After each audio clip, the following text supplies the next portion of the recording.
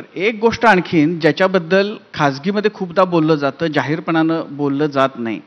ते शरद पवारांनी त्यांच्या अध्यक्षपदाचा राजीनामा दिला आणि त्यावेळेला अजितदादांवर ही जबाबदारी होती, की त्यांनी कार्यकर्त्यांना सांभाळायचं आणि हा निर्णय त्यांच्या गळी उतरवायचा.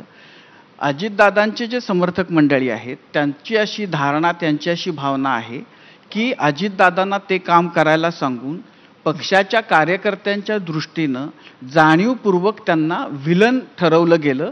कारण शरद पवारांनी अध्यक्षपद सोडावं अशी अजितदादांची इच्छा आहे, असं त्याच्यातून एक चित्र निर्माण झालं.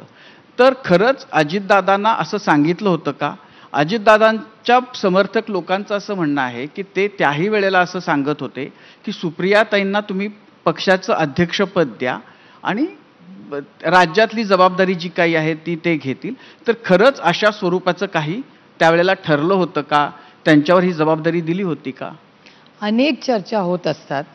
ज्यावेळी ज्यांनी तुम्हाला ऑफ रेकॉर्ड त्या सांगितल्या असतील, त्यांनी जर ऑन रेकॉर्ड त्या सांगितल्या, तर मी माझी बाजू सांगेन. माझं काय, माझं पोट खूप मोठं आहे. त्याच्यामुळे मला पोटात खूप गोष्टी ठेवता येतात.